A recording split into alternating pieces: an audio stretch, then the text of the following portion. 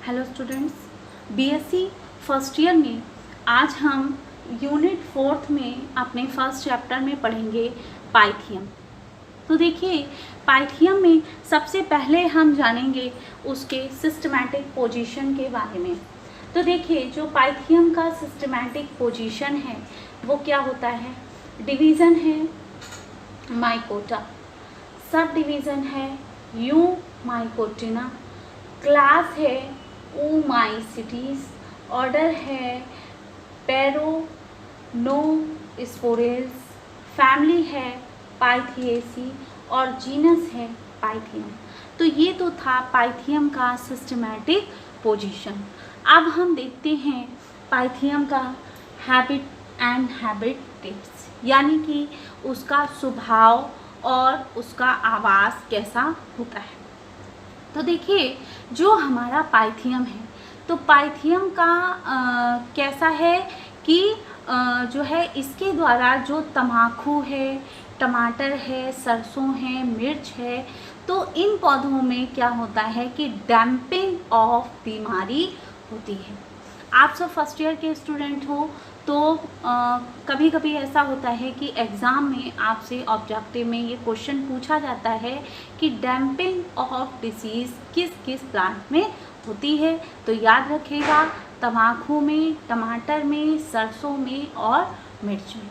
अब देखिए, ये जो हमारे कवक होते हैं तो ये क्या करते हैं कि मृदा में ह्यूमस युक्त क्या करते हैं, मृदु परजीवी के रूप में रहते हैं और अंकुरित पौधों को क्या करते हैं, संक्रमित करते हैं। यानी जो पौधे अंकुरित होते हैं उन्हें वो संक्रमित करते हैं।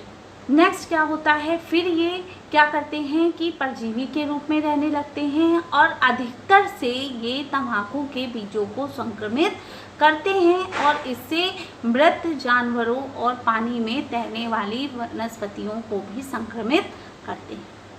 अब देखिए, भारतवर्ष में अगर हम इंडिया की बात करें तो भारतवर्ष में पाइथियम 3 जातियों के अतिरिक्त भी पाई जाती है।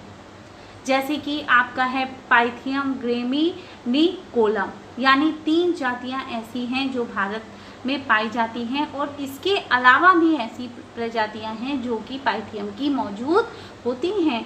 और ये सभी जातियां कैसी होती हैं, अनेक पौधों जैसे पपीते में, गेहूं में, तम्बाकू में, अदरक आदि में रोग उत्पन्न करती हैं। तो देखिए, ये तो हमने देखा पाइथियम के हैबिट यानी उसकी हैबिटेट्स, स्वभाव यानी कि आवास के बारे में। अब हम देखेंगे कि पाइथियम का जो वेजिटेटिव स्ट्रक्चर है यानी कि उसका जो कायिक संरचना है वो कैसी है।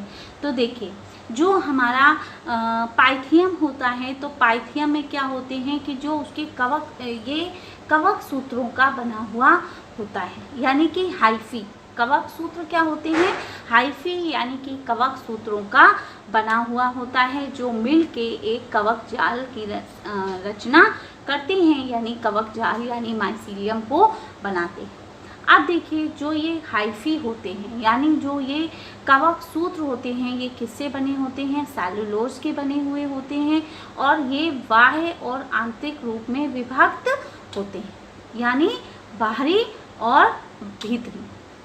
अब देखिए, ये कवक सूत्र जो आपके हाइफी होते हैं तो ये क्या करते हैं कि कोशाद्रव में बहुत से केंद्रक, माइटोकॉन्ड्रिया और आपके डिक्टियोसोम, यानी माइटोकॉन्ड्रिया, डिक्टियोसोम क्या करते हैं, ये जो है उपस्थित होते हैं और जो इनका संचित भोजन होता है वो ग्लाइकोजन के रूप में होता है। तो ये हमने जाना पाइथियम के वेजिटेटिव स्ट्रक्चर के बारे में, यानी उसकी कायिक संरचना कैसी होती है। अब हम देखेंगे पाइथियम के रिप्रोडक्शन के बारे में, यानी उसका जनन कैसा होता है। तो देखिए, जो पाइथियम होता है उसका जनन 2 प्रकार से होता है। एक होता है एसेक्सुअल और दूसरा होता है सेक्सुअल, यानी अलैंगिक और लैंगिक जनन के द्वारा ये पाइथियम का रिप्रोडक्शन होता है। अब देखिए, अब हमारा है एसेक्सुअल रिप्रोडक्शन। अब देखिए जो एसेक्सुअल रिप्रोडक्शन यानी जो अलैंगिक जनन होता है वो कैसे होता है, इनडायरेक्ट जर्मिनेशन ऑफ स्पोरेंजिया। दूसरा होता है डायरेक्ट जर्मिनेशन ऑफ स्पोरेंजिया यानी प्रत्यक्ष और अप्रत्यक्ष रूप से। नेक्स्ट हमारा होता है एसेक्सुअल रिप्रोडक्शन, सेक्सुअल रिप्रोडक्शन। अब सेक्सुअल रिप्रोडक्शन हमारा कैसा होता है, ओवोनियम और एंथीडियम के द्वारा। अब सबसे पहले हम देखेंगे किसके बारे में, एसेक्सुअल रिप्रोडक्शन के बारे में, कि जो इसका एसेक्सुअल रिप्रोडक्शन होता है वो किस प्रकार से होता है। तो देखिए एसेक्सुअल रिप्रोडक्शन जो पाइथियम का होता है, तो पाइथियम में एसेक्सुअल रिप्रोडक्शन किसके होता है, ज़ूस्पोर्स के द्वारा, यानी जो भी आपके चल बीजाणु पाए जाते हैं उनके द्वारा इसका अलैंगिक जनन होता है। और ये क्या होते हैं, ये बीजाणुधानी में विकसित होते हैं, यानी बीजाणुधानी के अंदर डेवलप होते हैं। अब देखिए ये बीजाणुधानी कैसी होती है कि एकल रूप में क्या करती है, सोमैटिक कवक सूत्र यानी सोमैटिक कवक सूत्र पर विकसित होती है। नेक्स्ट अब देखिए प्रत्येक जो बीजाणुधानी होती है यानी जो प्रत्येक बीजाणुधानी हुई एक बहुकेंद्रीय संरचना होती है और जिनसे जो हमारा कोशाद्रव होता है वो भरा होता है, जिसमें बहुत से क्या होते हैं, बहुत से हमारे केंद्रक होते हैं। नेक्स्ट हमारा क्या है कि जो पाइथियम में बीजाणुधानी होती है, तो बीजाणुधानी का जो अंकुरण होता है वो कैसा होता है, दो प्रकार से होता है। अब देखिए अब हम बात करते हैं इनडायरेक्ट जर्मिनेशन और स्पोरेंजिया की। अब हम इसको समझते हैं कि ये कैसे होता है। अब देखिए हमने आपको अलैंगिक जनन बता दिया, अब हम आपको बताएंगे कि जो इनडायरेक्ट जर्मिनेशन होता है वो इनडायरेक्ट जर्मिनेशन आपका कैसे होता है, हैं? तो देखिए जो आपका इनडायरेक्ट जर्मिनेशन होता है तो वो इनडायरेक्ट जर्मिनेशन में जो है किसका है, आपका एसेक्सुअल रिप्रोडक्शन का है, क्या, इनडायरेक्ट जर्मिनेशन ऑफ स्पोरेंजिया। और दूसरा आपका एसेक्सुअल रिप्रोडक्शन कैसा होता है, दूसरा होता है आपका डायरेक्ट जर्मिनेशन ऑफ स्पोरेंजिया। अब देखते हैं इनडायरेक्ट जर्मिनेशन ऑफ स्पोरेंजिया में क्या है। तो देखिए जो आपका इनडायरेक्ट स्पोरेंजिया होता है उसमें क्या है कि जो आपकी वेट यानी जो नमी होती है, तो नमी की परिस्थिति में क्या होता है, बीजाणुधानी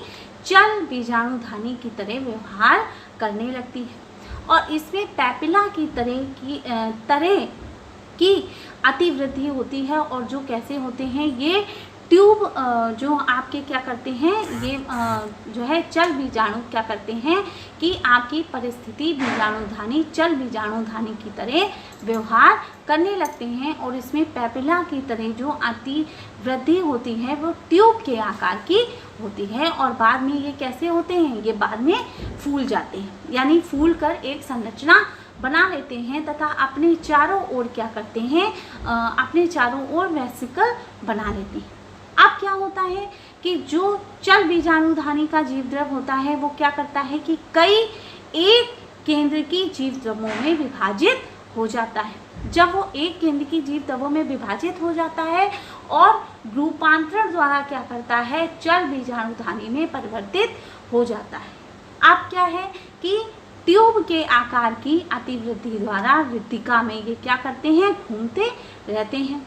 अब रिक्तिका के फट जाने पर, जब रिक्तिका में घूमेंगे तब क्या होती है कि रिक्तिका फट जाती है। तो जब रिक्तिका फट जाती है तो क्या करते हैं, ये चल बीजाणु मुक्त हो जाते हैं, यानी बिल्कुल फ्री हो जाते हैं। अब ये चल बीजाणु क्या करते हैं कि जो है आपके द्वि फ्लैजिला युक्त होते हैं और इनमें एक फ्लैजिला क्या करता है, एक फ्लैजिला कैसा होता है आपका जो है एक फ्लैजिला और दो फ्लैजिला इसमें होते हैं, यानी दो बाइफ्लैजिलेटेड होता है। अब ये क्या करता है कि ये चल बीजाणु परिस्थिति के अनुसार, यानी जो इनको परिस्थिति मिलती है उसके अनुसार कम व लंबे समय तक ये क्या करते हैं, तैरते रहते हैं और मृदा में पड़े रहते हैं। नेक्स्ट अब ये क्या करते हैं कि ये आकार में स्फेरिकल होते हैं और चारों ओर एक भित्ति का क्या करते हैं, जो भित्ति होती है तो यानी जो वॉल होती है उसका स्राव कर लेते हैं। अब जब भित्ति का स्राव कर लेते हैं तो इसे हम क्या कहते हैं, सिस्ट कहते हैं। भित्ति का स्राव जब कर लेंगे तो ये क्या कहलाता है, सिस्ट कहलाता है। अब इसे सिस्टोपस कहते हैं। अब देखिए, अब हमने ये बता दिया, अब हम बताएंगे आपको, देखिए इनडायरेक्ट जर्मिनेशन स्पोरेंजिया में हमने आपको बताया कि ये सिस्ट बना लेते हैं। अब हम बताएंगे आपको सिस्टोपोर का जो है जर्मिनेशन वो कैसे होता है, कि वो होता है अंकुरण नलिका के द्वारा उसका जर्मिनेशन होता है, और वो निम्न परिस्थितियों में आपका निर्भर करता है।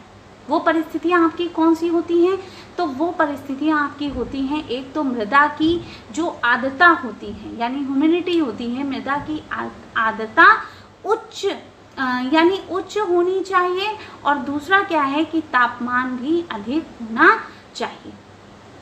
तो ये तो हमने आपको बताया इनडायरेक्ट जर्मिनेशन में। अब हम आपको बताएंगे कि डायरेक्ट जो है डायरेक्ट जर्मिनेशन ऑफ स्पोरेंजिया। अब देखिए, जो आपका डायरेक्ट जर्मिनेशन ऑफ स्पोरेंजिया में है, इसमें क्या होता है कि जो अलैंगिक जनन है यानी अलैंगिक जनन एसेक्सुअल रिप्रोडक्शन है, तो एसेक्सुअल रिप्रोडक्शन में पाइथियम जो होता है वो पाइथियम में गेमा द्वारा भी होता है।